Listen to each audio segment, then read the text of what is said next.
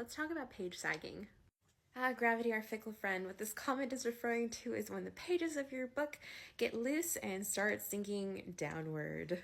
Essentially, it means you have a loose binding or spine damage. Now, Jasmine and I communicated extensively about her specific issue, which happens to be a binding issue from the manufacturer. However, every time I talk about spine safety and the importance and delicacy of the hinges, this is exactly the damage that I'm trying to prevent. It's where the book is kind of peeling away from an external shell and looking a little bit more like that. That is the damage where your pages start falling out and the book structure is just damaged and you really need to get it to a bookbinder. This photo on the left is a great example of the beginnings of sagging, which will inevitably result in this.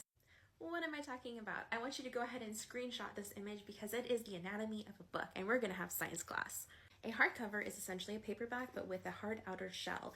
This is to protect the pages a little bit extra instead of having the spine kind of right there for you to be able to break. That's typically why hardbacks are more expensive and they will last longer. So we have the front cover panel, the back cover panel, we have the joints, the headband, the text block, obviously, and then the hinges. Want to get even more technical? We have the leaf on either side, which is that extra spare page that kind of helps bind it all together, and the gutter, which is that natural center of the book.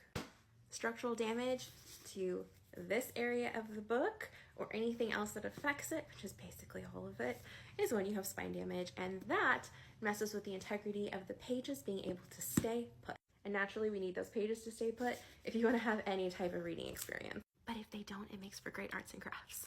Keeping your book vertical on a shelf is the safest way to preserve the spine because it makes sure that the weight of the book is evenly distributed between the two covers, and that's what it's there for.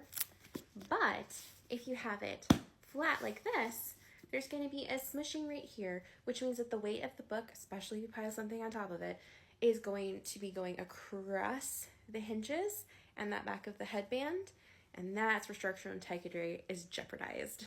So in Jasmine's case, it was a manufacturer that did not do the binding tight enough, hence the pages sagged. However, they were also from Australia, so being shipped internationally meant that the box was probably pressed between two other boxes, and that weight could have damaged the spine integrity. Also, the way that you pack books when you move is extremely important, and I will get into that in another video. I hope you all are enjoying this series, and please feel free to message or comment with your individual questions.